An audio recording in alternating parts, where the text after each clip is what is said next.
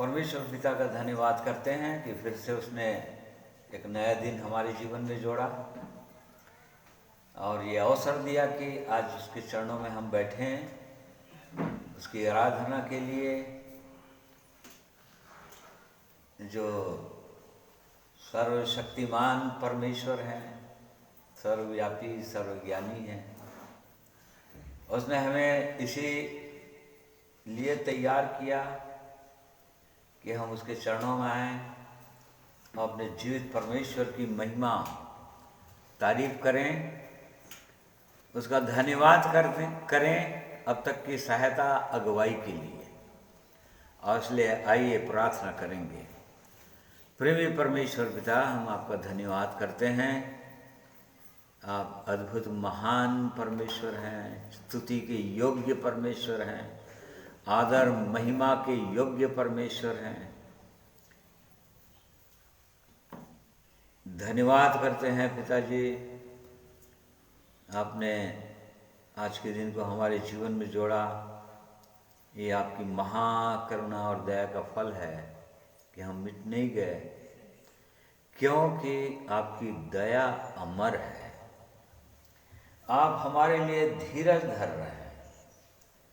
आप हर व्यक्ति को मन फिराने का अवसर दे रहे हैं। आपने अपना हस्तक्षेप हमारी ओर करके रखा है प्रभु, ताकि दुष्ट शैतान किसी भी प्रकार से किसी को नाश न करे, क्योंकि आप हरेक को अवसर देना चाहते हैं। धन्यवाद करते हैं आपके पवित्र वचन के लिए, जिनके खुलने से प्रकाश होता है और भोले लोग समझ को प्राप्त करते हैं।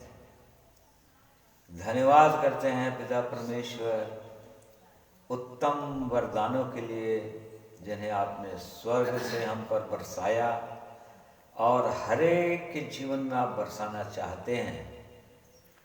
अपना पवित्र वचन दिया, पवित्र विश्वास हमारे हृदयों के अंदर जगाया आपने, जिसके कारण से हम विश्वास कर सके आप जीवित परमेश्वर पर, आपकी अनंत की योजना पर, आपके उद्धार करने की शक्ति पर। और इस कारण से आपने हम पर अनुग्रह किया और हम उस उद्धार का अनुभव करते हैं आज। पापों की क्षमा का, प्रभु यीशु के लहू की सामर्थ्य का, जो हमारे जीवन में लगातार कर रहे हैं, और वैसे ही पवित्र आत्मा की सामर्थ्य का, जो हमें जय दिलाने के लिए सामर्थी है। और इसलिए हम आपके चरणों में दीन होते हैं। आज भी आपकी सहायता अगुवाई चाहते हैं प्रभु। आज के दिन में भी आज जितने हमारे प्रिय भाई बहन ऑनलाइन सुन रहे हैं, हर एक को मैं आपके हाथों में सौंप देता हूँ। हर एक की सहायता अगुवाई कीजिए। हमारे उठने बैठने चलने फिरने सब के द्वारा, सोचने विचारने के द्वारा आपकी केवल महिमा हो, यही हमारी प्रार्थना है। ये प्रार्थना प्रभु यीशु के नाम में मांगते, सुनिए ग्रहण कीजिए, आमीन। तो परमेश्वर पिता का हम धन्यवाद करते हैं। आज के दिन को फिर से उसने हमारे जीवन में जोड़ा और ये अवसर दिया कि हम उसकी उपस्थिति में आएँ, बैठें और अपने जीवित परमेश्वर की महिमा करें, गीतों के द्वारा, गवाहियों के द्वारा, और वैसे ही उसके पवित्र वचन की ओर ध्यान लगाने के द्वारा, उस पर, उसके बातों पर कान लगाने के द्वारा।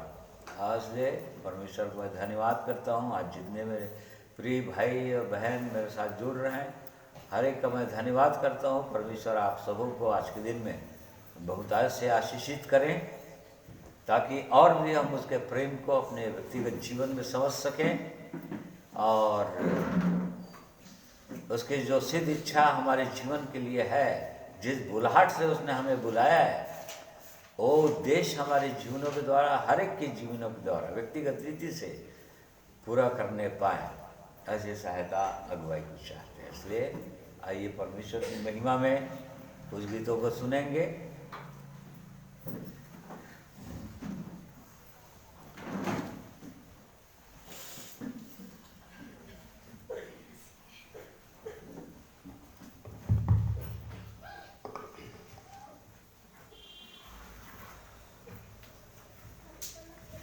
प्रभु यीशु मसीह के पवित्र सराए हुए नाम के द्वारा से आप सबों को जय मसीह की सलाम कहता हूँ।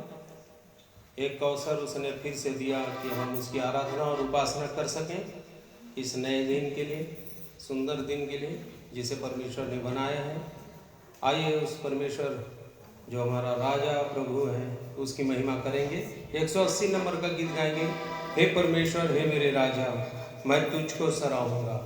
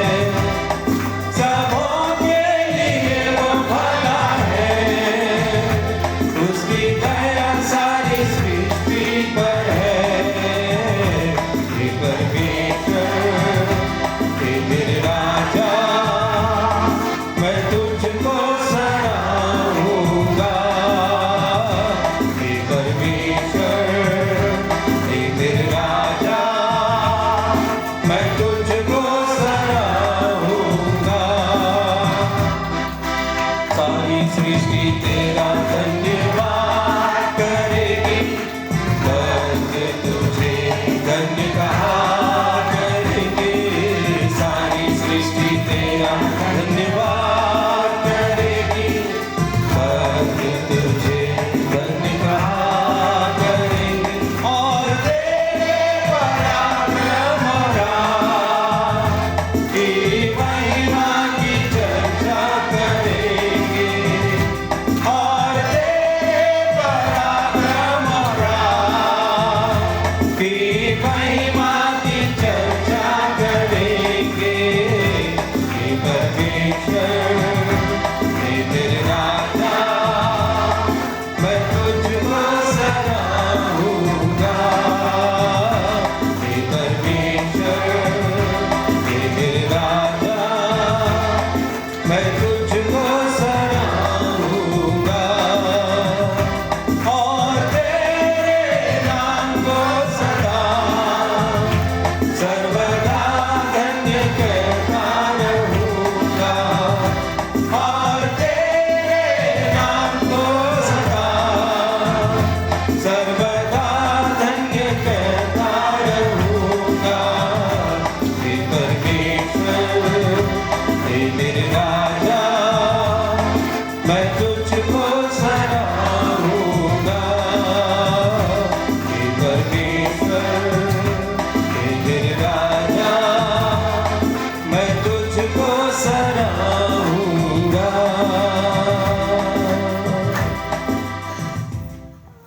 सारी सृष्टि तेरा धन्यवाद करेगी, और भक्त तुझे धन्य कहा करेंगे। उसके पराक्रम और राज की महिमा की चर्चा सदा करते रहेंगे अपने जीवन से। यदि हम भक्त हैं, भक्त का अर्थ दिया गया है बाइबल में। भजन संहिता 86 को जाएंगे तो देखेंगे वहाँ उसके भक्त, और भक्त के बाजू में स्टार दिया है, अर्थात होता है पवित्र लोग। और इसलिए परमेश्वर पिता चाहता है कि हम सदा पवित्र बने, भक्त बने, अर्थात पवित्र बने। और यदि हम पवित्र होते हैं, पवित्र बन करके उसकी महिमा स्तुति करते हैं, तो प्रकाशित जीवन को सारे संसार में लोगों के बीच में फैलाते हैं। आइए ऐसे ही भक्त बने, उठ करके खड़े हो जाएं और प्रकाशित हो जाएं परमेश्वर के वचन को भर करके अपने जीवन में।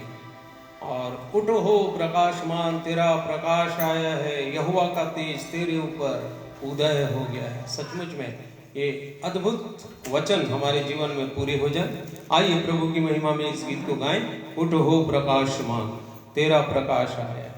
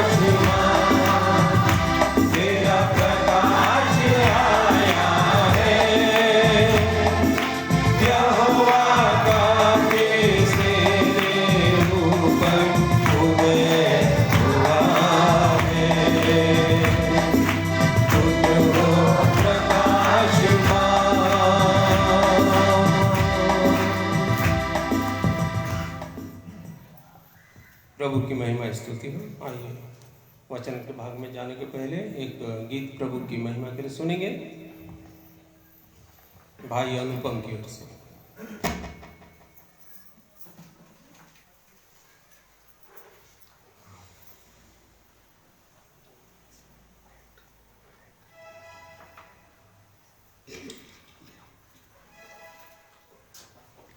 परमेश्वर पिता का धन्यवाद देते हैं आज के दिन के लिए। सचमुच में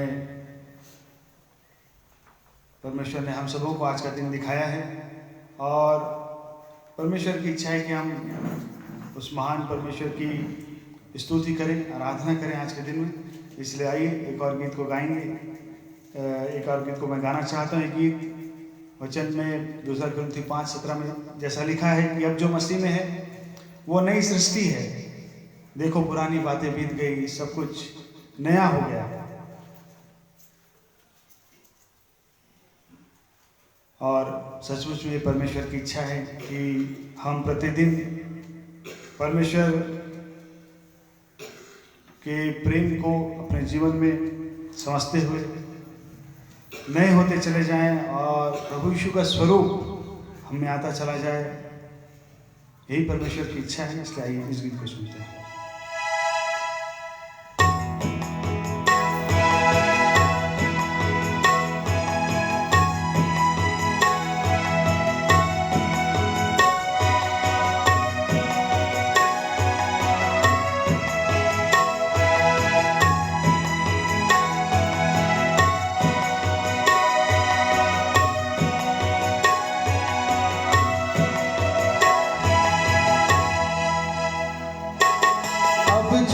मसीह में है, देखो वो नई सृष्टि।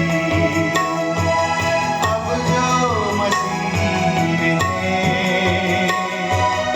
देखो वो नई सृष्टि।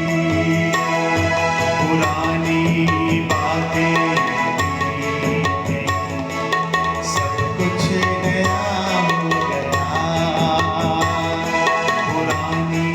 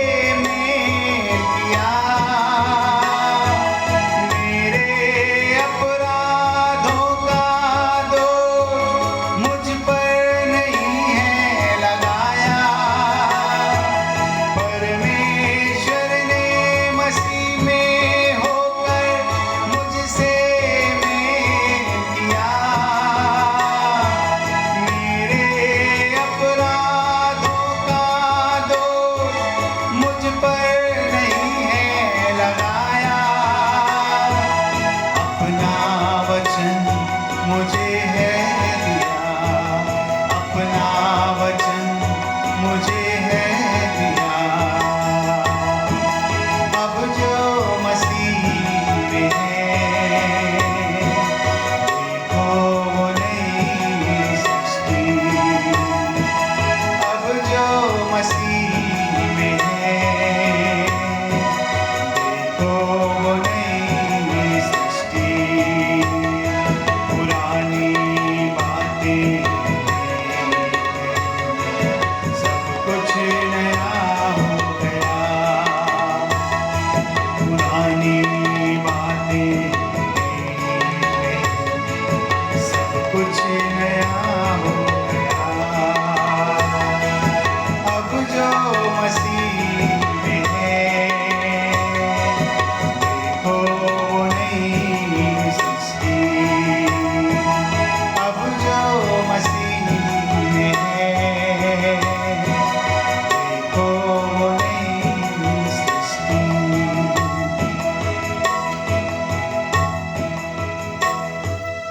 परमेश्वर पिता का धन्यवाद करता हूँ इस गीत के लिए।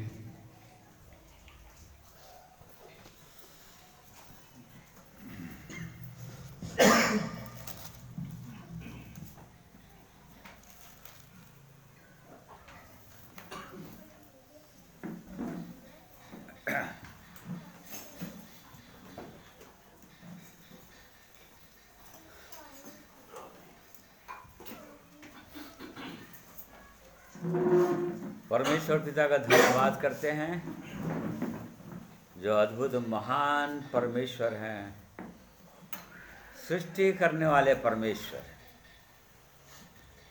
उसने सारी सृष्टि की रचना की और हमको आखिर में मनुष्य को बनाया और उसकी सिद्ध इच्छा और मनसा यही है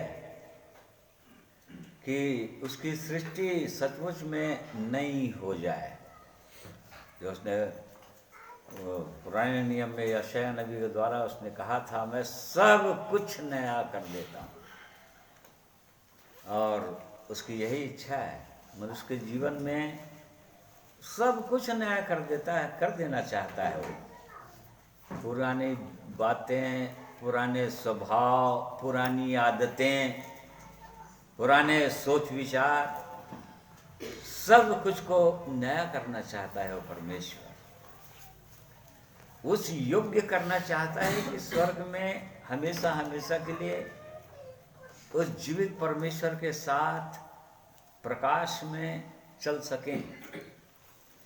और इसी कारण से परमेश्वर ने हमको ये समय दिया है कि लगातार हम जब तक इस शरीर में हैं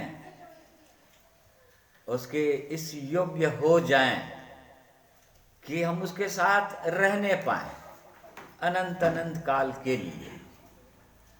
और शायद इसीलिए वो परमेश्वर प्रभु यीशु का आगमन देर भी हो रहा है, क्योंकि उसकी दुल्हन जो है अभी पूरी रीति से श्रृंगार नहीं की है, तैयार नहीं है। और वो नहीं चाहता परमेश्वर कि जो अच्छा काम आरंभ किया है वो बीच में बिगड़ जाए। परंतु परमेश्वर जो अच्छा काम करता है, आरंभ में भी उसने अच्छा काम किया था। उत्पत्ति 1 अध्याय का पहले पद में उसने आदि में आकाश और पृथ्वी को बनाया और बहुत सुंदर। परमेश्वर जब किसी चीज़ को बनाता है सुंदर बनाता है। परंतु उसी के दूसरे अध्याय के बीच एक अध्याय एक पद और दूसरे पद के बीच में पृथ्वी बिगड़ गई। मतलब उसका विरोधी जो हो गया है वो हर समय उसके अच्छा कार्य जो करता है आज वो हमारे जीवनों में करना चाह रहा है अच्छा कार्य। परंतु जो उसका विरोधी है शैतान, वो हर समय बिगाड़ने का प्रयास कर रहा है और बहुत लोगों के जीवन में बिगाड़ भी कर देता है, ताकि उस जीवित परमेश्वर के साथ सदा सर्वदा तक न रहने पाए, परंतु उसके साथ रहने पाए अनंत आग में। परंतु परमेश्वर का धन्यवाद करते हैं कि इसका पवित्र वचन हमारे पास है अभी, उसका अनुग्रह है, पवित्र आत्मा को उसने दिया है, जो अपने लोगों को पवित्र कर देना चाहता है पूरी रीति से, ताकि वो अनंत अनंत काल तक उसके साथ रह सकें, स्थिर रह सकें, किसी प्रकार से किसी का विश्वास न डगमगाने पाए, कोई गिरने ना पाए, चाहे कैसे भी परिस्थितियां आ जाए। ये परमेश्वर की सिद्ध इच्छा है, मनसा है, क्योंकि सब कुछ एक दिन समाप्त हो जाएगा। जैसे कि हम परमेश्वर के पवित्र वचन में इब्रानी 12 अध्याय और उसका 25 पद से आगे देखेंगे, 29 पद तक।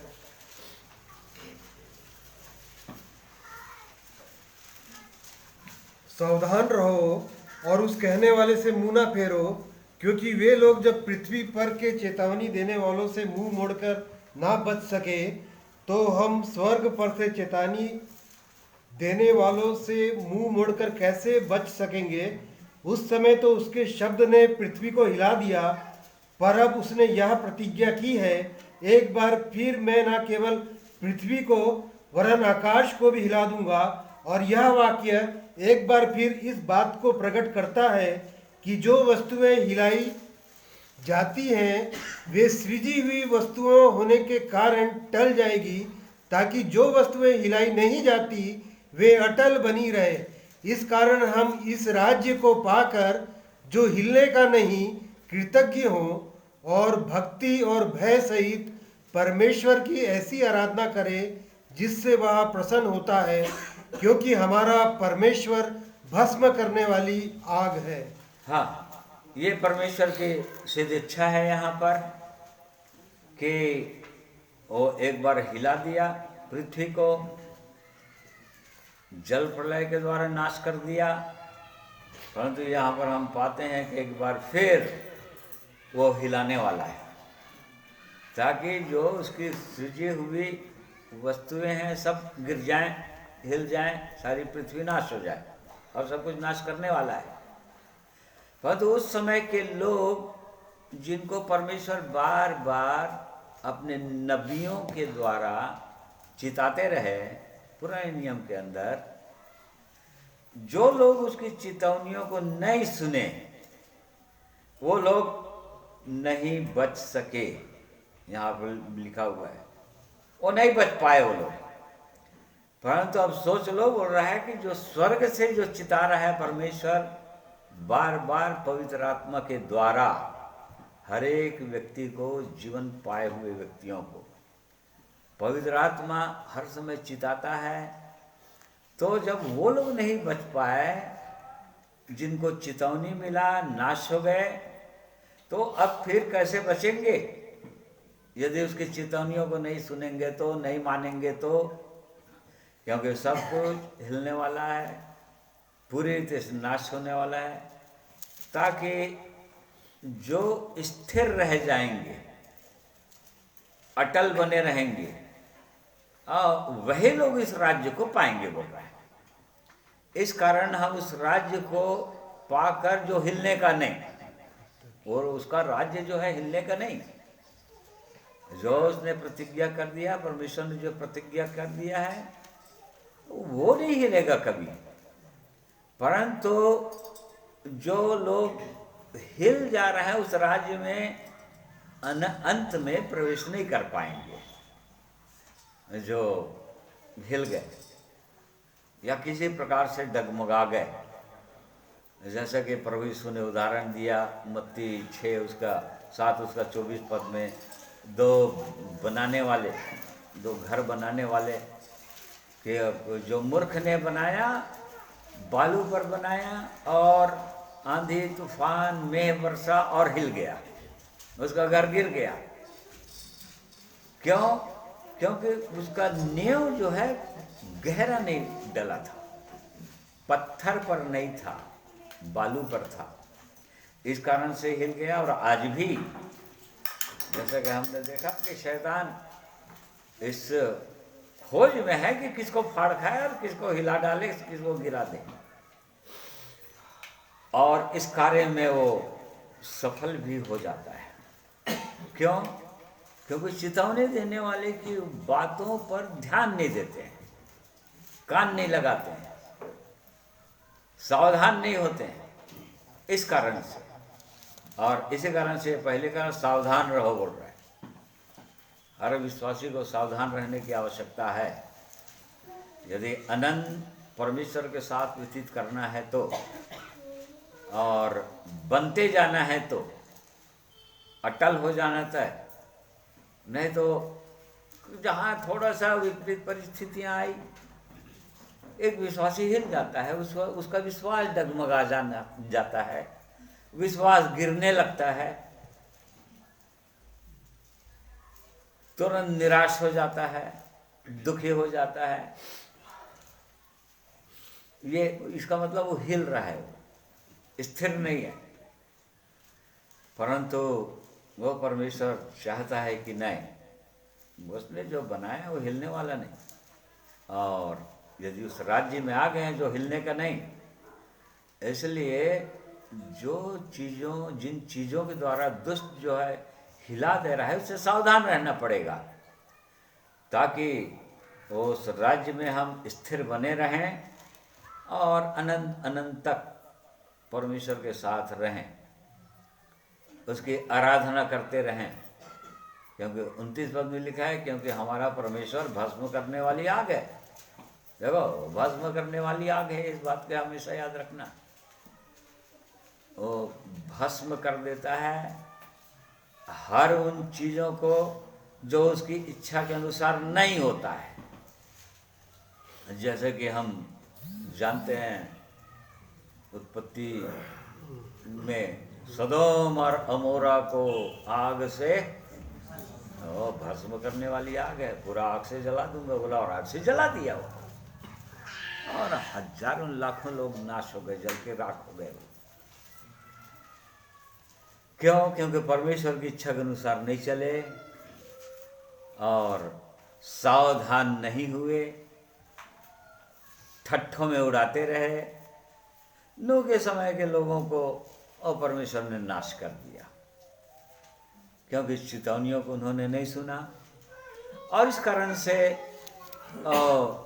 जो ये पत्री लिखा जा रहा है, उसके द्वारा परमेश्वर चिताना चाहता है कि सावधान हो जाएं परमेश्वर के लोग,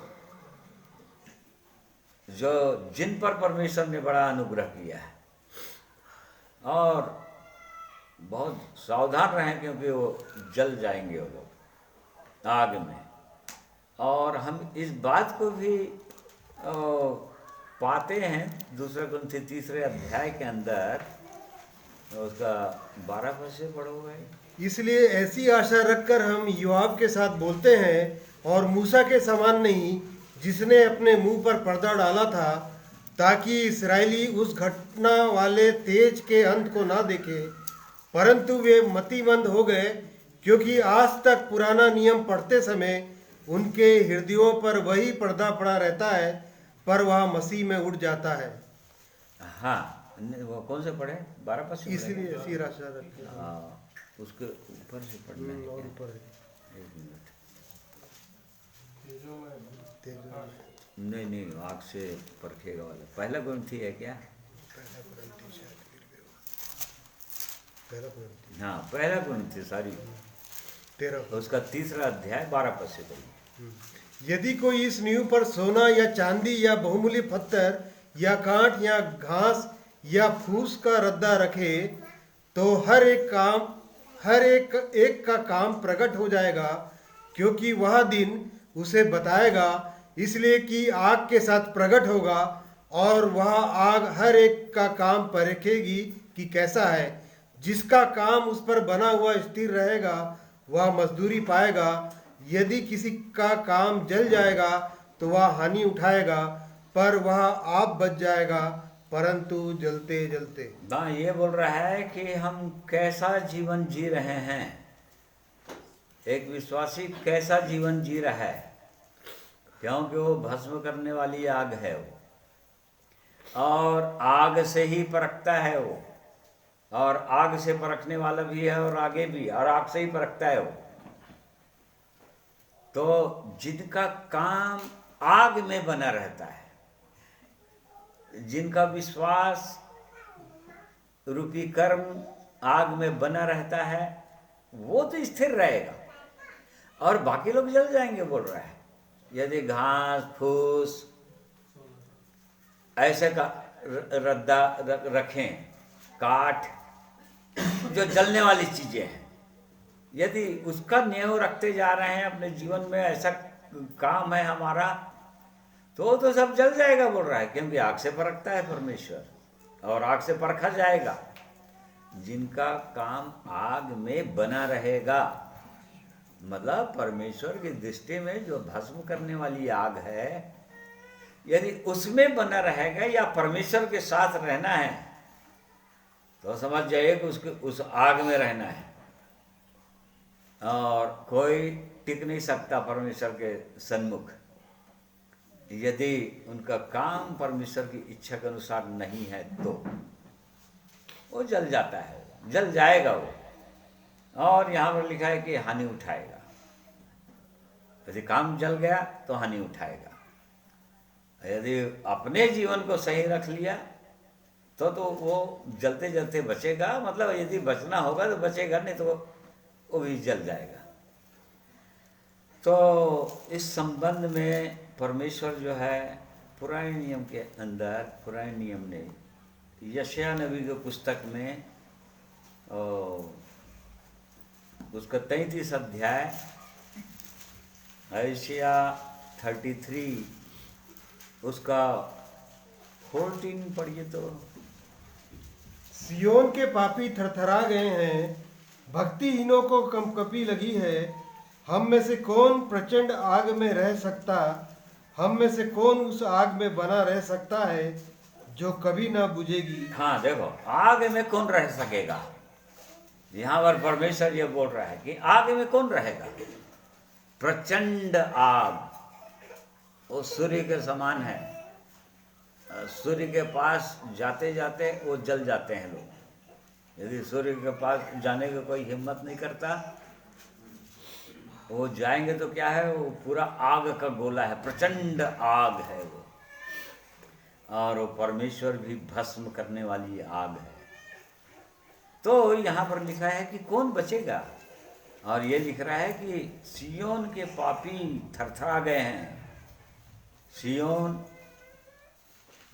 पुराने नियम के अंदर चर्च का सिंबॉलिक है, प्रतीक है।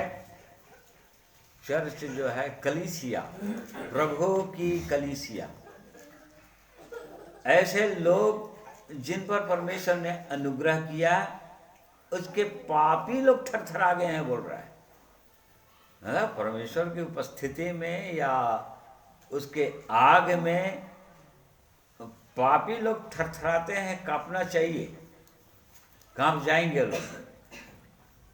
और जो लोग परमेश्वर के संग है, उसकी दृष्टि में सही है, जिनका जीवन, वो लोग बिल्कुल स्थिर रहेंगे। तो यहाँ पर लिखा है सियोन के पापी थरथरा गए हैं, भक्तिहीनों को कपकपी लगी है। कौन सा भक्तिहीन? सियोन के भक्तिहीन, अर्थात कलीसिया के अंदर जो भक्तिहीन लोग हैं, वो लोग। इंग्लिश बाइबल में बहुत सुंदर इसका ट्रांसलेशन है, पाखंडी लिखा है। पाखंडी लोग, वो लोग थरथराना चाहिए, थरथरा जाएंगे जो लोग पाखंडी लोग हैं। The sinners in Zion are afraid. Fearfulness has ceased. The hypocrites who among us shall dwell with the devouring fire. जो भक्तिहीन, मतलब कलीसिया के अंदर जो लोग पाखंडी हैं, पाखंडी हैं कहने का मतलब दिखावा करते हैं केवल। अंदर कुछ जीवन है, अंदर दूसरा जीवन है, बाहर का जीवन एकदम दूसरा है, दिखाने वाला जीवन है।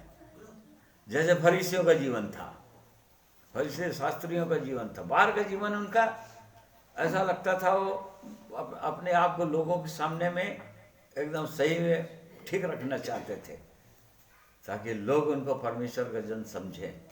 परंतु प्रभु यीशु ने बताया कि अंदर का जीवन उनका बहुत गंदा जीवन था। तो ऐसे लोगों को बोल रहा है पाखंडी लोग थरथरा गए हैं कलीसिया के अंदर। इसको जांचना है, हर व्यक्ति को जांचना चाहिए अपने जीवन को कि कहीं प्रभु मेरे अंदर वो पाखंड का जीवन तो नहीं है। पाखंड का जीवन मतलब जो हृदय में कुछ है बाहर कुछ है। और प्रभु यीशु जब थे तो पापियों को वो दंडित नहीं करते थे, वो कभी भी नहीं बोलते थे कुछ, उनसे प्रेम करते थे, उन पर तरस खाते थे और उनके पापों को क्षमा करते थे जो लोग उसके चरणों में आ जाते थे। परंतु फरीसियों जिनको पाखंडी है, पाखंडी शास्त्रियों फरीसियों जो बोलते थे, उन्हीं को डांटते थे परमेश्वर प्रभु यीशु, हर समय दंडित करते थे, कंडेम करते थे उनको। फरीसियों को करते थे, शास्त्रियों को करते थे, हे अंधे अगुओं शास्त्रियों फरीसियों तुम पर हाय।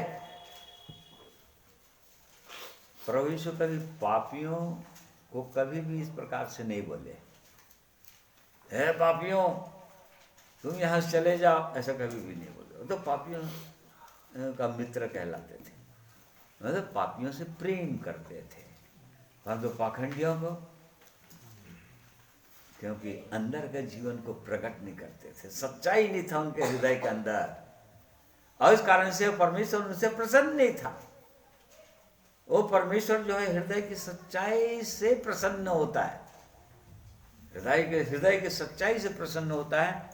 तो इसलिए वो चाहता है कि उसके लोग किसी प्रकार से पाखंडी ना हो, मतलब जो है वो उसको प्रकट करो, जो है वो है भाई, ऐसा वाला।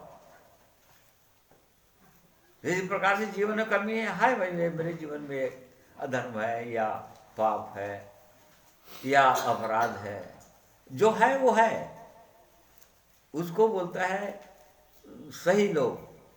वो परमेश्वर जो है प्रभु यीशु ऐसे लोगों से प्रेम करते थे जो विश्वास योग्य होते थे, अपने प्रति ईमानदार होते थे।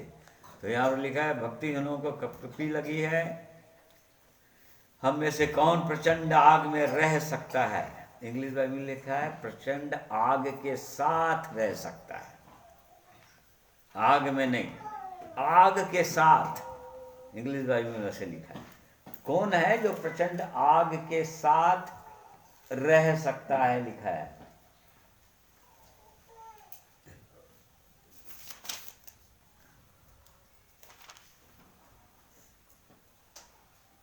Who among us shall dwell with the devouring fire?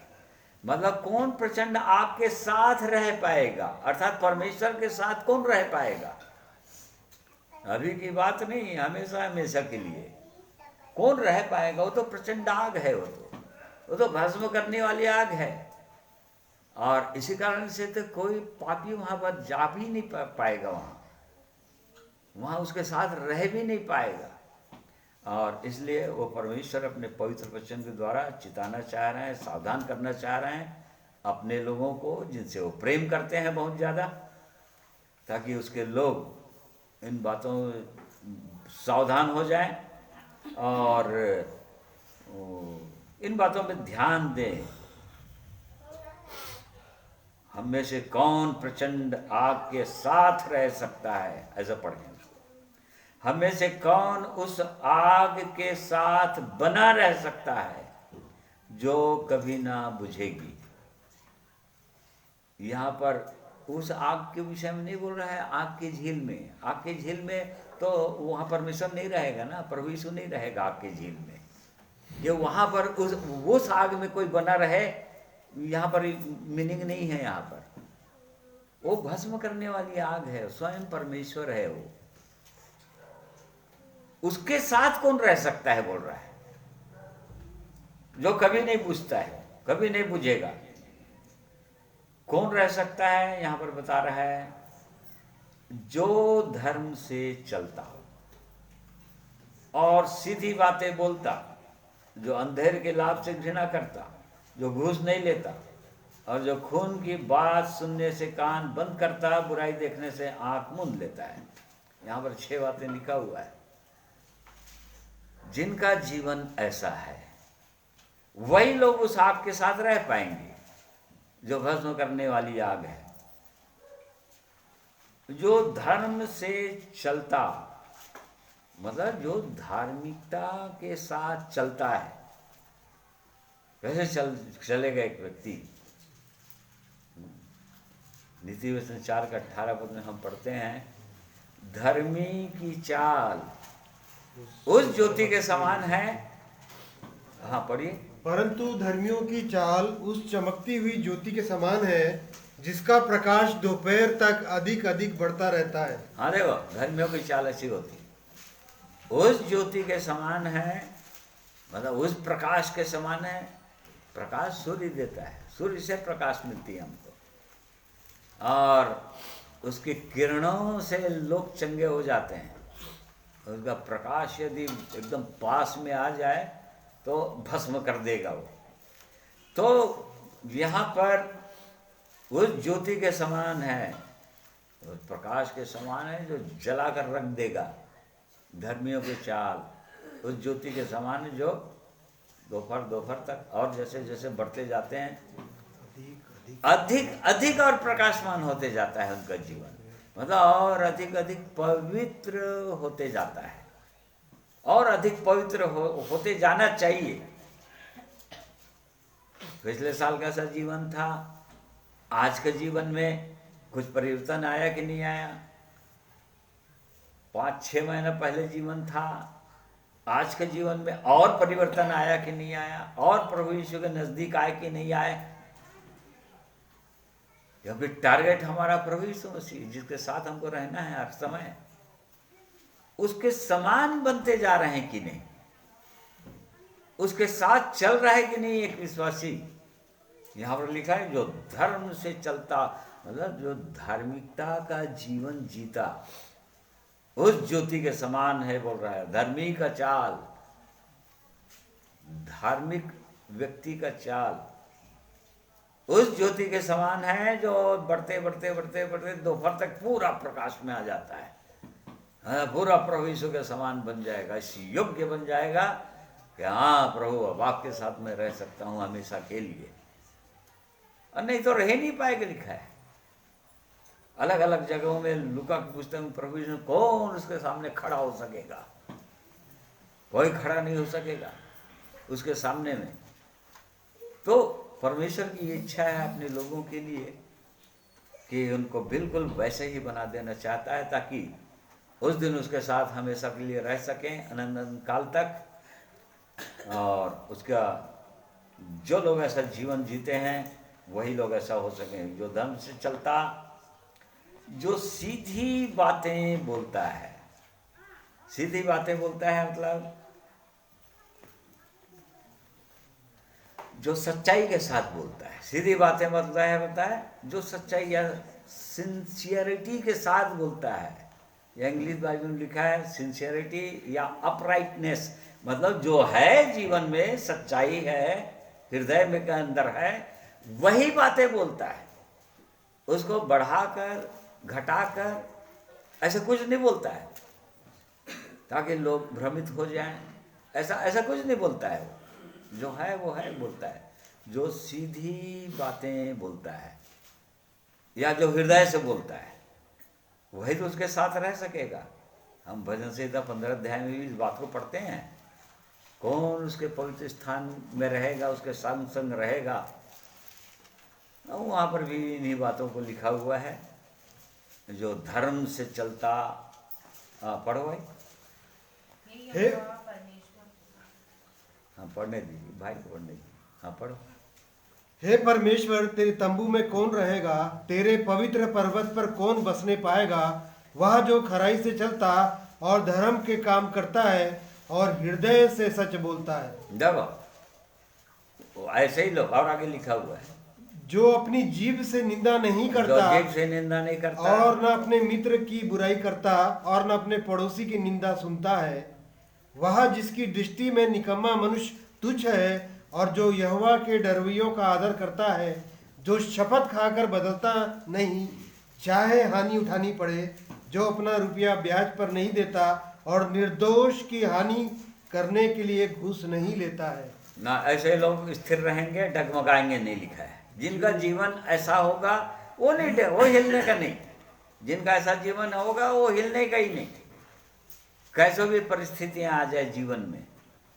उसी बात को यहाँ पर भी हम पढ़ रहे हैं, यशायाह 33 अध्याय के अंदर, जो धर्म से चलता, सीधी बातें बोलता है, जो है वो है बोलता है, बढ़ा चढ़ा के नहीं बोलता,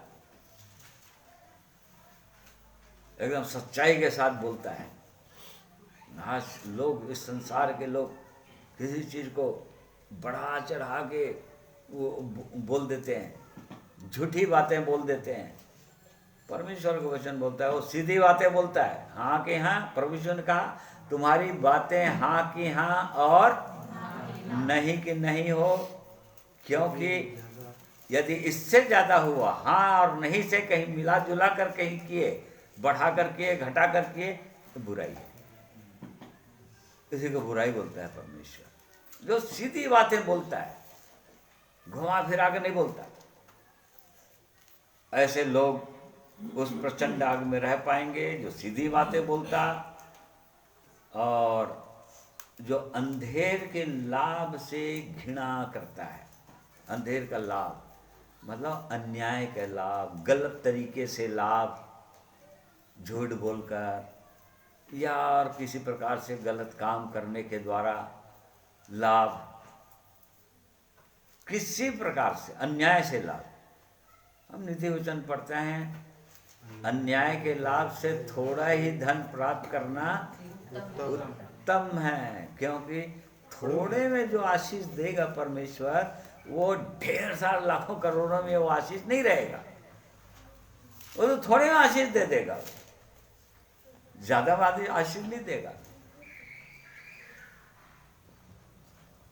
जब हजारों को खिलाना था प्रभु यीशु को, भीड़ को, तो अपने चेलों से पूछा था कि तुम्हारे पास कुछ है क्या इनको खिलाने के लिए? तो चेलों ने कहा था 200 दिनार में भी इनका कुछ होना जाना नहीं है, ये लोग खा ही नहीं सकेंगे। और तब पता चला कि एक लड़के के पास 5 रोटी और 2 मछली थे, मात्र 5 रोटी और 2। वो परमेश्वर किसको आशीषित किया? $200 को, 200 दिनार को, या 5 रोटी और 2 मछली? जो सच्चाई के साथ उसके पास लाया गया, उसको आशीषित करता है परमेश्वर, उसको मल्टीप्लाई कर देता है, उसको कई गुना बढ़ा देता है, क्योंकि परमेश्वर के लिए लाया गया वो, और हृदय की सच्चाई के साथ लाया गया। 200 दिनार में सचमुच जो कुछ भी नहीं होता, चेले लोग सही बोले, हजारों की भीड़ को कैसे खिलाया जाता, परंतु जो थोड़ा प्रभु के पास ला देता है ना, हृदय की सच्चाई के साथ, उसको परमेश्वर मल्टीप्लाई कर देता है, कई गुना बढ़ा देता है, उस पर आशीष देता है। इसलिए हम वचन में पढ़ते हैं, अन्याय के लाभ से थोड़ा प्राप्त करना, थोड़ा धन प्राप्त करना उत्तम है, क्योंकि अन्याय के लाभ पर जरा भी आशीष नहीं होगी, उल्टा श्राप होगा उस पर। तो थोड़ा सा जो है प्रभु की दृष्टि में सही है, अन्याय से नहीं कमाया गया है, उसको परमेश्वर ऐसा बढ़ाएगा, ऐसा मल्टीप्लाई कर देगा कि उससे बहुत से लोग तृप्त होंगे। तो जो सीधी बातें बोलता है, जो अंधेर के लाभ से घृणा करता है, जो घूस नहीं लेता, जो घूस नहीं लेता, मतलब किसी काम को करवाने के लिए कि अन्याय का पैसा भी नहीं लेता। आज पूरा सारा संसार घूस में डूबा हुआ है, अन्याय से लोग पैसा ले रहे हैं, लोगों को पीस रहे हैं, काम नहीं होता उनका बिना पैसे का, घूस लेते हैं। बिना घूस का कोई नौकरी नहीं मिल रहा है आजकल, गवर्नमेंट नौकरी। तो लेकिन उनको ये पता नहीं है कि ऐसे लोग श्रापित लोग ठहरते हैं परमेश्वर की दृष्टि में। उनको किसी प्रकार से कोई आशीष नहीं होती, कभी वो संतुष्ट होंगे नहीं, जीवन में कोई सेटिस्फेक्शन नहीं होगा, उनकी कमाई पर कोई आशीष नहीं होगी, अशांत अशांत निराशा में ही जीवन बिताएंगे। और परमेश्वर सब बातों को बता दिए। जो घूस नहीं लेता, जो खून की बात सुनने से कान बंद कर लेता है, खून की बात, ब्लड स्वेट मतलब खून की बात मतलब हत्या की बात, और हत्या की बात मतलब नए नियम के अंदर बैरता, मनमुटाव, डाह, ईर्ष्या, जलन, इनकी बातों से परमेश्वर घृणा करता है। वो परमेश्वर घृणा करता है वो। और जो लोग ऐसी बातों को सुनने के लिए अपने कानों को फेर लेते हैं, प्रभु ये सब बातें मुझको सुनना नहीं है, ये बैरता की बातें हैं, इससे बैर, उससे बैर, उससे मुंह फुलाना, उससे डा करना, क्योंकि आग में तो नहीं टिकेंगे, आग के साथ तो नहीं रह पाएंगे लोग। भस्म करने वाली आग जो स्वयं परमेश्वर है उसके साथ तो नहीं रह पाएंगे। और इसलिए जो लोग ऐसी बातों को सुनने से, एक दूसरे की बुराइयों को सुनने से कान देता है, लिखा है, बुराई सुनने के लिए कान लगाए रहता है, लिखा है। हाँ, वहाँ पर नीति वचन लिखा है 17 अध्याय में, कान भी फेर लेता है वो ऐसे लोगों से सुनने से। तो और बुराई देखने से आंख मूंद लेता है, देखने से, बुराई देखने से, मतलब जो परमेश्वर की इच्छा के अनुसार नहीं है उन सब चीजों को देखने से, या जिनके साथ, जिन चीजों को हम प्रभु यीशु के साथ बैठकर देख सकते हैं, क्या किसी भी चीज को नहीं देख सकेंगे, जिन चीजों को नहीं देख सकेंगे उनसे आंख मूंद लेता है। प्रभु ये सब मेरी आंखें, राजा दाऊद के समान प्रार्थना करता है 119:37 पर, हे परमेश्वर व्यर्थ वस्तुओं को देखने से मेरी आंखों को फेर दे, मेरे मन को फेर दे, व्यर्थ वस्तुओं को देखने से। प्रभु ये सब की व्यर्थ चीजें हैं, ये इन सब चीजों से मुझको कोई मतलब नहीं है, नहीं देखना है। आज बहुत सारे अपने प्रिय भाई बहन लोग भी, सुंदर जीवन पाए हुए लोग भी आज बहुत चीजों, ऐसी चीजों में फंसे रहते हैं और उन्हीं चीजों को देखते रहते हैं, जिनसे परमेश्वर का वचन बोलता है आंखें मूंद लो, नहीं देखना है, बोल दो, हटा दो वहां से, वो तुरंत चेंज कर दो। और नहीं तो फिर आग में, आग के साथ तो नहीं रह पाएंगे, हमेशा के लिए नहीं रह पाएंगे, परमेश्वर के साथ नहीं रह पाएंगे। तो ये सब क्वालिटी है और परमेश्वर ने बताया है इन सब चीज़ों से दूर रहने के लिए। और क्योंकि वो परमेश्वर भस्म करने वाली आग है। हम पुराने नियम के अंदर सदरक मेशक अबेदनगो के विषय में हम जानते हैं, हम पढ़े हैं, दानियल 3 अध्याय में दिया हुआ है। वो लोग कैसे प्रचंड आग में वो लोग स्थिर रहे, क्यों रहे वो लोग प्रचंड आग में? ओ नबूकदनेस्सर राजा जो भयंकर क्रूर राजा था उस समय बाबुल देश का, वो इतना क्रोध में भर गया था कि उसको 7 गुना धतकाया था भट्टी को। मतलब जितना मैक्सिमम वो आग धतका सकता था उस भट्टी को, उतना। परंतु ये 3 जवान जो है कैसे रह पाए उस आग में? क्यों रह पाए? क्योंकि वो भस्म करने वाली आग वहां पर था, स्वयं प्रभु यीशु वहां पर पहुंच गया था। जो भस्म, उस आग के सामने ये प्राकृतिक या भौतिक आग क्या काम करेगा? कुछ काम नहीं कर सकता वो। प्रभु यीशु वहां पर पहुंच गया था। जो भस्म करने वाली आग है वो स्वयं परमेश्वर। और तो फिर उस आग के सामने ये आग या संसार का आग या क्लेश या मुसीबत या सताव, ये तो कुछ भी नहीं है वो साग के सामने जो भस्म कर देगा ऐसी चीज़ों को। उनका क्वालिटी क्या था? जबकि पुराने नियम के वो लोग परमेश्वर के लोग थे, जो लोग पवित्र आत्मा को जानते नहीं थे, जिनके पास पवित्र आत्मा का अनुभव नहीं था, क्योंकि उनके अंदर पवित्र आत्मा नहीं था। और आज के विश्वासी भाई बहन लोग, जिनके अंदर परमेश्वर अपनी आत्मा का छाप लगाता है, पवित्र आत्मा देता है उनको, आज क्या ऐसे समय में स्थिर रह पाते हैं? ऐसे समय गिर जाते हैं। मतलब पुराने नियम के लोग जो है आज के लोगों से, जबकि सबसे उत्तम होना चाहिए, और बोल रहा है परमेश्वर के वचन में, उनसे भी और कई गुना उत्तम होना चाहिए बोल रहा है आज के विश्वासियों को।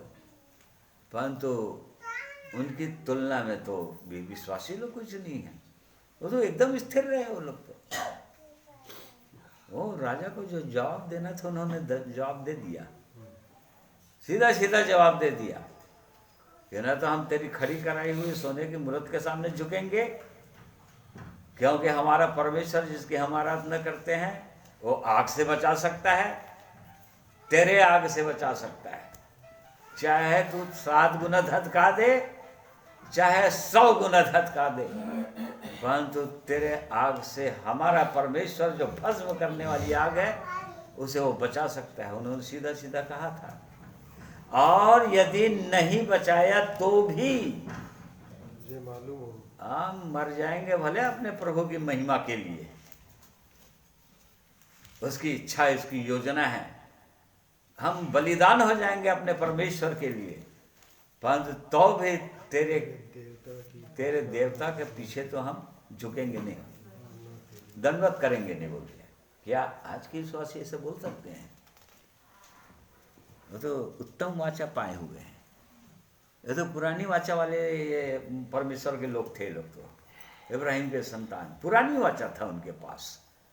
अभी तो नई वाचा के लोग हैं जो प्रभु यीशु मसीह के लहू से वाचा बंधा हुआ है। ऐसे लोग हैं जो लोग पवित्र आत्मा के भागीदार हुए लोग हैं, परंतु उसके बाद भी क्यों डगमगा जाते हैं? इसका बस एक ही कारण है, सावधान नहीं होते। वो चेतावनी देने वाले की आवाज को सुनना नहीं चाहते हैं या उस पर सावधान नहीं होते हैं, और इस कारण से वो गिर जाते हैं, डगमगा जाते हैं, उनको विश्वास डगमगा जाता है। जब ऐसी परिस्थितियां आती है, जब आग से परखता है, वो आग से ही परखेगा, जब परखेगा तो आग से परखेगा। कहने का मतलब एकदम विपरीत परिस्थितियों को आने देगा जीवन में, जिसके हम सोचे भी नहीं रहेंगे। ऐसी परिस्थितियों का अचानक आने दे देगा, परमिशन दे देगा। या शैतान बहुत बड़ी बड़ी गवाहियां यदि दे रहे हैं तो शैतान बोलेगा प्रभु परमेश्वर पास जाके है, परमेश्वर थोड़ा सा परमिशन दे दो, बस थोड़ा सा भाड़ा को हटा दो, फिर देखना कितने बड़ी बड़ी गवाहियां जो दे रहे हैं उसका उनका क्या हाल हो जाएगा, कैसा होगा, कैसे गिरते हैं। तो बिल्कुल ऐसे होता है। और उस समय अय्यूब जो पुराने नियम का व्यक्ति है, वो पुराने नियम का भी व्यक्ति नहीं है, वो तो उससे भी पहले का व्यक्ति है। पुराना नियम तो मूसा के द्वारा दिया था परमेश्वर, परंतु अय्यूब तो उससे भी पहले का व्यक्ति है। वो इब्राहिम से पहले का व्यक्ति है। वो तो उसके साथ तो कोई बात ही नहीं था, परंतु वो स्थिर रहा। देख लीजिए, परमेश्वर का प्रेम में अकेला स्थिर रहा। उस समय के लोगों में शैतान की कुछ नहीं बिगाड़ सका उसका, वो स्थिर रहा वो, और परमेश्वर का धन्यवाद कर दिया, परमेश्वर की महिमा कर दिया उसने। आज हमको जांचने के लिए बोल रहा है परमेश्वर, क्योंकि वो हमको और ऊंचे पर उठाना चाहता है। आगे बढ़ो भाई। 33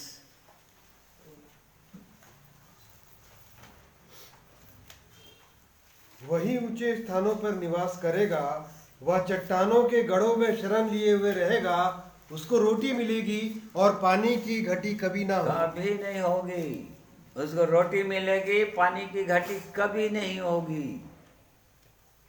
वही ऊंचे स्थानों में रहेगा, हर समय ऊंचे स्थानों में रहेगा वो, और शैतान उसको गिरा नहीं पाएगा, चाहे कितनों भी कोशिश कर डाले, कितनों भी चालें चल डाले। परंतु ऐसे लोगों को जो एकदम सावधान हैं, सीधी चाल चल रहे हैं, किसकी आवाज़ सुन रहे हैं, प्रभु यीशु के पीछे पीछे चल रहे हैं कि नहीं, वो पराया जो बोल रहा है उसकी आवाज़ को पहचान ली है तो पराये की आवाज़ है, मेरे चरवाहे की आवाज़ नहीं है। वो सावधान है पूरी रीति से, अपने जीवन को देख रहे हैं, नहीं प्रभु थोड़े में संतुष्ट कर लेंगे हम, क्योंकि थोड़े में आप आशीष देने वाले परमेश्वर हो आप, और बहुतों में वो यदि आपकी इच्छा के अनुसार नहीं है तो आशीषित नहीं होता है वो। और इसलिए बहुत बार कई विश्वासी भाई और बहन लोग घटियों में रहते हैं, अशांति में रहते हैं, अभाव में रहते हैं। क्यों? क्योंकि परमेश्वर की इच्छा के अनुसार नहीं रहते, परमेश्वर को अपने जीवन का पहला स्थान नहीं देते, और इस कारण से अभाव में रहते हैं। नहीं तो नहीं रह पाएंगे ना। वो विधवा की उसको हम जानते हैं, पुराने नियम की विधवा, नए नियम की विधवा, सारपत की विधवा। ओ जो परमेश्वर जो आशीष देने लग जाता है थोड़े में, बिल्कुल थोड़े में, जो अपना सब कुछ उसको दे देता है परमेश्वर को, वो विधवा सब कुछ दे दी। पुराने नियम की विधवा जो थी, जो वो भी सारपत की थी, और शायद इब्राहिम की संतान नहीं थी। और नए नियम की विधवा, उसने भी अपने सब कुछ दे दिया, कमाई का पूरा चीज दे दिया उसने। परमेश्वर ऐसे लोगों से प्रसन्न हो जाता है। मतलब जो भी हम देते हैं, देना है परमेश्वर की इच्छा और योजना के अनुसार, अपने जीवन का पहला स्थान देते हैं हर चीज, तो उन सब चीजों में आशीष रहेगा, परमेश्वर के श्राप नहीं रहेगा जरा भी, और उतने ही में संतुष्ट भी रखेगा, आगे बढ़ाएगा और आगे बढ़ाएगा। क्योंकि यदि थोड़ा में संतुष्ट है, थोड़ा में विश्वास योग्य है, उन्हीं को बहुत देता है वो। हाँ, ये थोड़ा में विश्वास योग्य है, एकदम सच्चा है, इसको अधिक दे देने से भी वो गिरने वाला नहीं है, क्योंकि परख लेता है वो, जांच लेता है वो। तो ऐसे लोग परमेश्वर के उसमें रहेंगे, स्वर्गीय सुरक्षा में रहेंगे। वो चट्टानों के गढ़ों में, किलों में, गढ़ों मतलब किला, चट्टानों का किला, उसे सुरक्षा को दिखा रहा है वो शैतान उनका कोई बिगाड़ नहीं पाएगा, इतने सुरक्षित रहेंगे वो लोग, चट्टानों के गढ़ों में रहेंगे लोग। वो किला बांध देगा परमेश्वर, उनका कोई बिगाड़ नहीं कर पाएगा। फिर ऐसा क्यों शरण लिए रहेंगे, उनको रोटी मिलेगी और पानी की कभी घटी नहीं होगी, नहीं होगी, मुझे कोई घटी नहीं होगी, जैसा राजा दाऊद ने कहा, क्योंकि वो मेरा चरवाहा है, वो परमेश्वर मेरा प्रभु यीशु मेरा चरवाहा है, इसलिए मुझको कोई घटी नहीं होगी, मतलब नहीं होगी, क्योंकि सोर्स वो है, स्रोत वो है, वो परमेश्वर है स्रोत। उसके पास किसी चीज की कमी नहीं है, किसी बात की घटी नहीं है, भरपूर जीवन है वो, इसको भरपूरी का जीवन भी बोलते हैं। तो ये परमेश्वर की सीधी इच्छा और मनसा है कि उसके लोग ऐसे ही स्थिर रह पाएंगे। अभी तो थोड़ा थोड़ा किसी थोड़ा सताव आता है, जो जिसको सताव की श्रेणी में परमेश्वर बोलता नहीं हो, ये सताव हो गया बहुत बड़ा करके। और जब बड़ा सताव आएगा, जब छोटे छोटे सताव में स्थिर नहीं पा रहे हैं विश्वासी लोग, स्थिर नहीं रह पाएंगे, तो जब बड़ा सताव या बड़े भयंकर रूपी आग आ जाएगा, तब कैसे रहेंगे उसमें स्थिर? नहीं रह पाएंगे।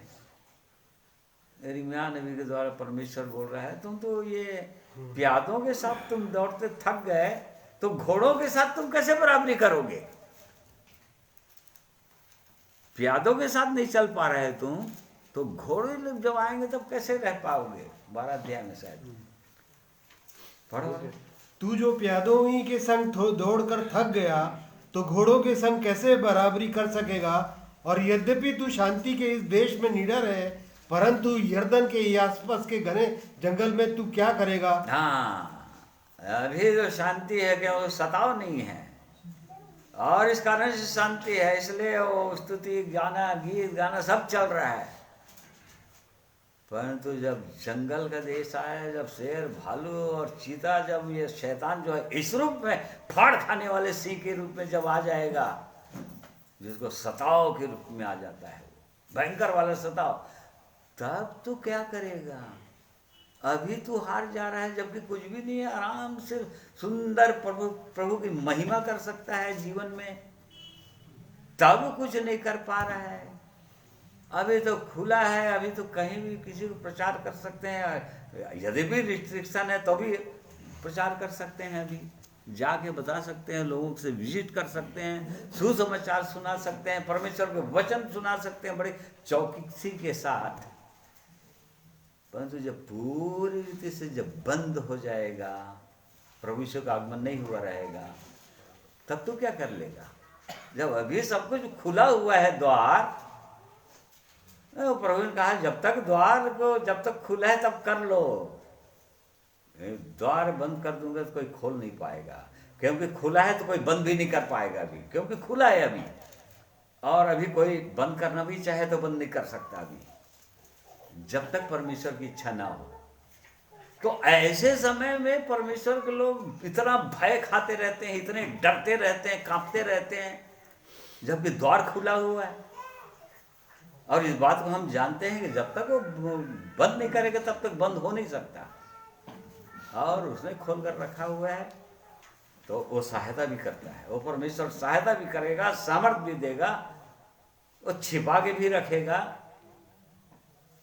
कुछ नहीं कर सकता जब तक समय ना आ जाए। जब तक समय नहीं आ जाए तब तक कुछ कर नहीं सकता। तो यहाँ पर ये परमेश्वर की सीधी इच्छा और मनसा है, और तब उसके बाद ये प्रतिज्ञा है, जब यदि स्थिर रह गए यहाँ तब तो वहाँ भी रहेगा। तब आगे 17 पद से लिखा हुआ है, तो अपनी आंखों से राजा को उसकी शोभा सहित देखेगा और लंबे चौड़े देश पर दृष्टि करेगा। तब जब इस प्रकार से जीवन यहाँ पर बिता लेगा, स्थिर हो जाएगा, और इन सब चीज़ों से डगमगाएगा नहीं, किसी भी प्रकार से नहीं डगमगाएगा, क्योंकि परमेश्वर की दृष्टि में एकदम पवित्र जीवन होगा, सीधा चाल होगा, धर्म से चलेगा, सीधी बातें बोलेगा, सीधी बातें बोलेगा। कई बार सीधी बातें नहीं बोल पाते हैं, डरते हैं लोगों से, सही सही बात बोलने से डरते हैं, सीधी बात नहीं बोल पाएगा। जो अंधेर के लाभ से घृणा करते हैं, बहुत से लोग अंधेर के लाभ से घृणा नहीं प्रेम करते हैं। ओ इतना पैसा मिल गया, इतना आ गया, चलो इतना आ गया, उसे प्रेम करते हैं। अन्याय के लाभ से घृणा नहीं करते। घूस लेते हैं, जो खून की बात सुनने से कान नहीं फेरते, बुराई देखने से आंख नहीं मूंदते, ऐसे लोग उस देश को नहीं देख पाएंगे, और राजा को उसकी शोभा सहित नहीं देख पाएंगे, उसकी महिमा सहित नहीं देख पाएंगे। हमेशा हमेशा के लिए उसकी क्या शोभा, उसकी क्या महिमा, ओ प्रतापी परमेश्वर नहीं देख पाएंगे। जब वो अपने रूप में रहेगा पूरी रीति से, ओ याकूब यूहन्ना 15, जब वो प्रभु यीशु अपना वास्तविक रूप जब दिखाया, मूर्छित हो गए वो लोग, गिर गए वो लोग। जब वास्तविक रूप दिखाया तो कैसे रहेंगे? नहीं रह पाएंगे। और तो वो जानते नहीं थे, पवित्र आत्मा आया नहीं थे उनके पास, और इस कारण से लोग मृत्यु, वो पवित्र आत्मा रूपी आग से वो लोग अभिषिक्त नहीं थे, और इसीलिए इस आग के साथ रहना है तो ऊपर का आग चाहिए। एक मनुष्य को पवित्र आत्मा रूपी आग से अभिषेक होना चाहिए, और तभी तो फिर ये संसार रूपी आग, सताव रूपी आग, क्लेश रूपी आग से बच जाएंगे। ओ कुछ नहीं कर पाएगा, वो स्थिर रह पाएंगे। ऐसे लोग स्थिर रहेंगे, और ऐसे लोग साबित होंगे, हाँ सोना चांदी बहुमूल्य पत्थर का नेव है इनके पास, तो वैसा वाला जीवन है जो आग से जलता नहीं, आग बिगाड़ नहीं सकता इनका कुछ भी। तो इसलिए प्रिय भाइयों और बहनों, ओ परमेश्वर का ये अद्भुत प्रेम है कि वो अपने लोगों को ऐसे ही तैयार करना चाहता है, ताकि अभी जैसा भी चल रहा है, अभी आगे चलकर जब और भयानक मृत्यु हो जाएगा तो विचलित नहीं होंगे जो लोग अभी तैयार रहेंगे। अभी जला के रख देंगे पूरी रीति से। यदि भस्म करने वाली आग के साथ रहेंगे तो जो भी भस्म करने वाली चीजें हो तो भस्म हो ही जाएगा। जैसे कि शद्रक मेशक अबेदनगो को जैसे ही आग में डाले गए, जो चीज भस्म होना था उनका भस्म हो गया था। क्या चीज? उनका बंधन, जो राजा ने बंधवा कर फेंका था, पूरी रीति से हाथ में सब बांध कर रख दिया था उनको, ताकि उसके पहलवान लोग आसानी से फेंक सके दूर से। परंतु आग में जाते ही बस एक ही चीज जला था उनका। क्या चीज? बंधन। बंधन पर जला था जो राजा ने बांध कर रखा था। आज वैसे ही यदि पवित्र आत्मा रूपी आग किसी के अंदर आता है, भस्म कर देता है, हर उन बंधनों को जलाकर रख देता है जो इस संसार के राजा, जो शैतान है, वो एक व्यक्ति को बांध कर रखा रहता है। तो इसलिए प्रिय भाइयों और बहनों, ये परमेश्वर का अद्भुत महान प्रेम हो, चाहता है कि उसके लोग ऐसे ही जीवन बिताएं, इसमें आगे बढ़ें, या यदि हम यहाँ तक नहीं पहुँचे हैं, नहीं पहुँच पाए हैं, उसकी लालसा करें। नहीं प्रभु, मुझको जीवन तो ऐसे ही चाहिए, मुझको यही जीवन चाहिए मुझको, क्योंकि अपने वर्तमान जीवन से मैं संतुष्ट नहीं हूँ बिल्कुल।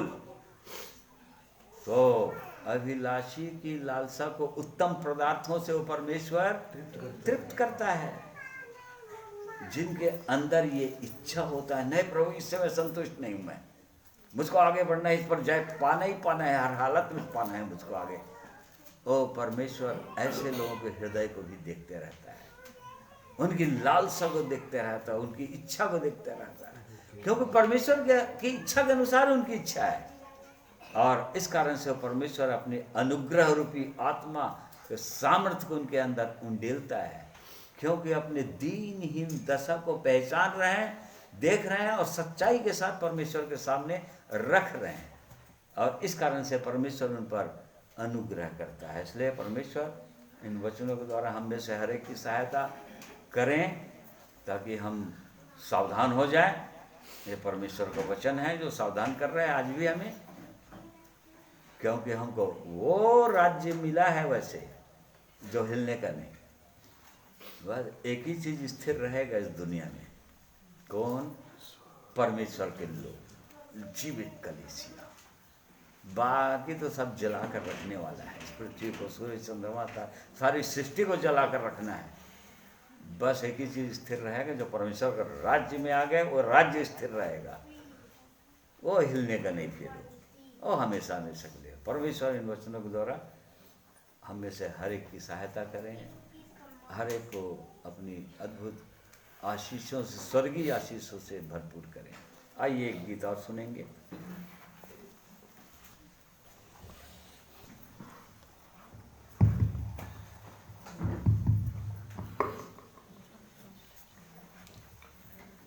परमेश्वर के अद्भुत और सामर्थी वचन के लिए एक बार फिर से प्रभु का धन्यवाद, पवित्र आत्मा का धन्यवाद, क्योंकि आज हम सब एक बार फिर से उसकी आवाज़ को सुने हैं। मैं तो सुना हूँ, आप सब भी सुने हैं, जितने ऑनलाइन हैं सब सुन रहे हैं और बाद में भी सुनेंगे। और अपने अपने जीवन को जांचेंगे तो जब देखते हैं, मैं तो अपने आप जीवन को देखता हूँ, कब और कहाँ क्या मालूम। ऐसा ही जीवन है मनुष्य का, फूल के समान जो दम भर के लिए आता है, सुंदर दिखता है, थोड़ी देर के बाद क्या हो जाता है, मुरझा जाता है। परंतु उसका वचन जो आज हम सुने हैं अवधि बना रहेगा। कलाम अवधि सदा लो ये स्थिर रहेगा, बना रहेगा। यदि हमारा जीवन में ये कलाम है तो हम भी सदा के लिए उसके साथ बने रहेंगे। और जब हमने पा लिया है, हम तो सुन लिए, परमेश्वर की इच्छा है कि इन बातों को हम दूसरों को भी क्या करें, सुनाएं। परमेश्वर हम सबकी सहायता करें। आइए इसी पे आधारित एक प्रभु के वचन के गीत को सुनेंगे।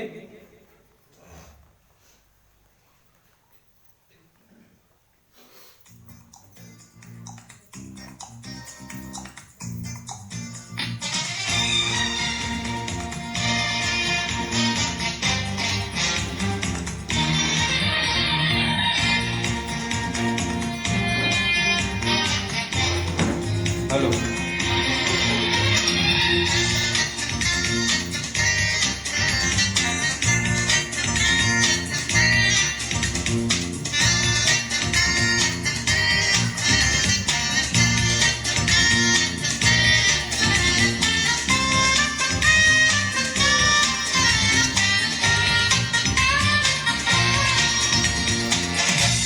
कोई आवाज देता है,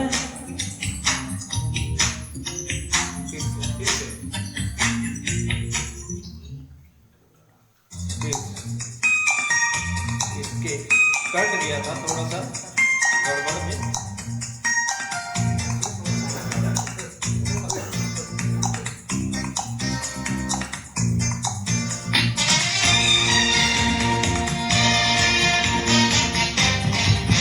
हेलो,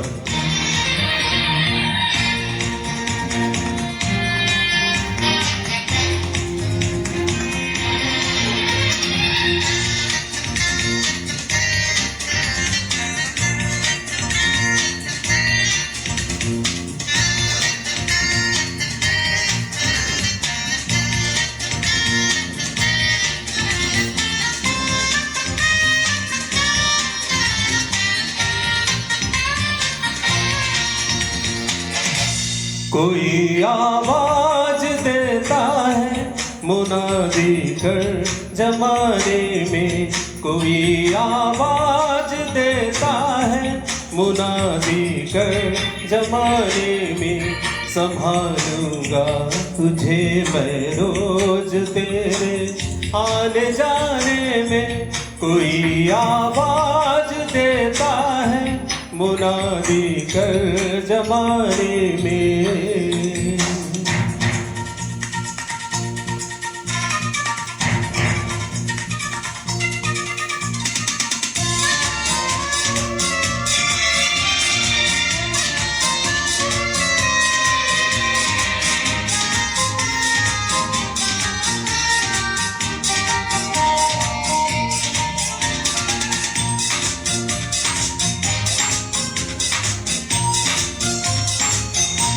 कहा मैंने खुदा मेरे कि मैं इंसान बड़ा कमजोर, तू मेरी बेबसी को देख ले, चलता नहीं कुछ जो।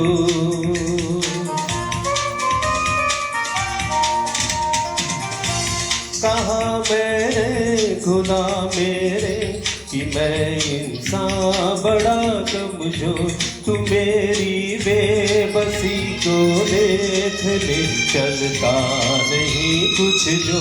हवा के झोंके से डोलूं कि जैसे हो पतंग बिन डोर, भला मैं क्या तेरा पैगाम ले जाऊं जमाने में। कोई आवाज देता है मुनादी कर जमाने में, कोई आवाज देता है मुनादी कर जमाने में।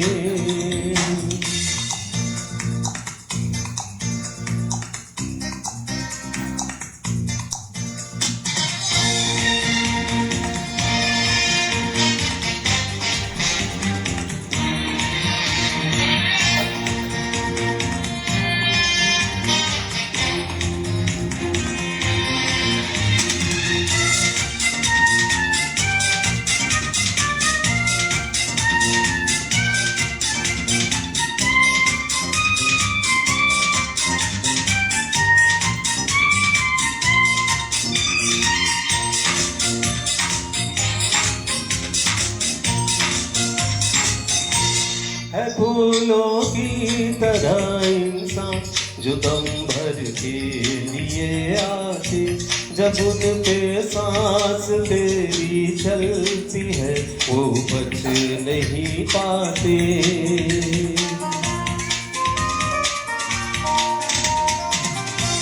है फूलों की तरह इंसान जो दम भर के लिए आते, जब उन पे सांस मेरी चलती है वो बच नहीं पाते।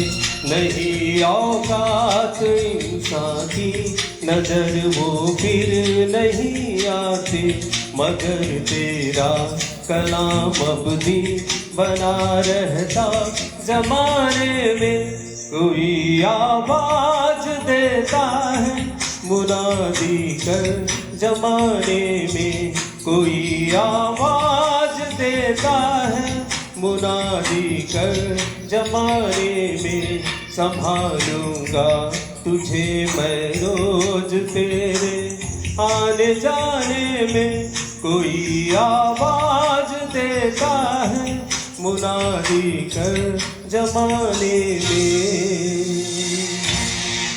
प्रभु की महिमा हो। आज एक बार फिर से परमेश्वर की आवाज़ वचन के द्वारा से हम सब सुन सके। आप भी इस आवाज़ को लोगों तक फैलाइए, क्योंकि मनुष्य का जीवन थोड़े समय का है। जब तक आपको मिला है उसे इस्तेमाल कीजिए। प्रभु के आशीषों को अपने जीवन में स्थायी बरकरार रखें। प्रभु की महिमा हो।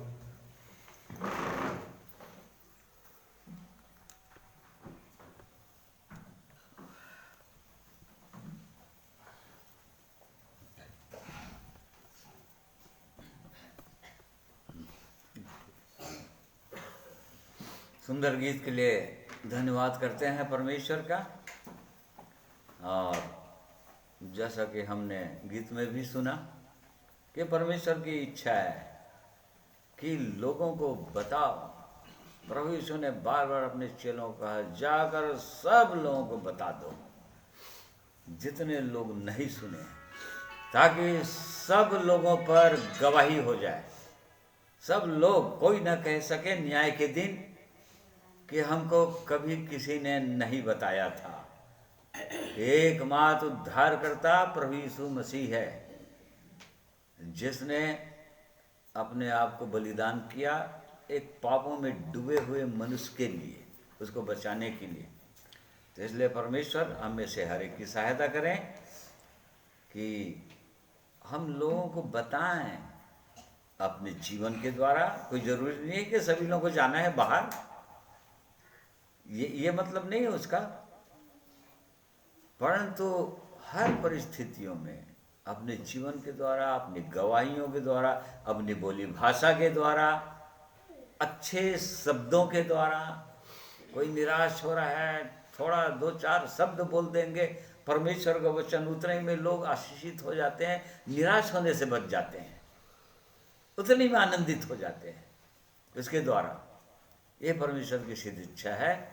और इसलिए आइए प्रार्थना करेंगे। प्रिय परमेश्वर पिता, हम आपका धन्यवाद करते हैं आपके पवित्र वचन के लिए, जिनके द्वारा आप लगातार सावधान करते रहे हैं। आज भी आपने हमें सावधान किया, चिताया कि हमारा जीवन कैसे होना चाहिए आपके साथ रहने के लिए। आप जो भस्म करने वाली आग हैं, प्रचंड आग हैं, और वही आग आप हमारे हृदय के अंदर डाल देना चाहते हैं, ताकि हमारे जीवन के अंदर किसी भी प्रकार से जलने वाली चीज़ें हों, जलने वाले काम हों, पहले हमारे हृदय के अंदर हमारे जीवन से जल जाए, और उसके बाद जिनके जिनके संपर्क में हम आते हैं उनके जीवन से भी उनके अंधेरे भग जाए, अंधेरा भग जाए, और वो भी उनके भी जो जलने वाली चीज़ें हैं वो भी जल जाए। महान परमेश्वर, हम धन्यवाद करते हैं ऐसे पवित्र वचन के लिए। आप हमसे प्रेम करते हैं और इसी कारण से अपने लोगों को अपने लिए अनंत काल के लिए तैयार करना चाह रहे हैं, तैयार कर रहे हैं। इसलिए हम अपने आप को, जीवनों को आपके हाथों में सौंप देते हैं। प्रभु, हम दीन होते हैं, हमको ऐसे ही जीवन जीना है। अपने अनुग्रह रूपी सामर्थ्य हमको दे दीजिए प्रभु। हम अपने आप को दीन करते हैं, छोटा बनाते हैं। हाँ महान परमेश्वर, हम स्वीकार करते हैं कि हमारा जीवन जैसा होना चाहिए आपकी दृष्टि में वैसा नहीं है। हमारी सहायता, अगुवाई कीजिए। प्रार्थना प्रभु यीशु के नाम में मांगते हैं, सुनिए, ग्रहण कीजिए। आमीन। आज एक गवाही का समय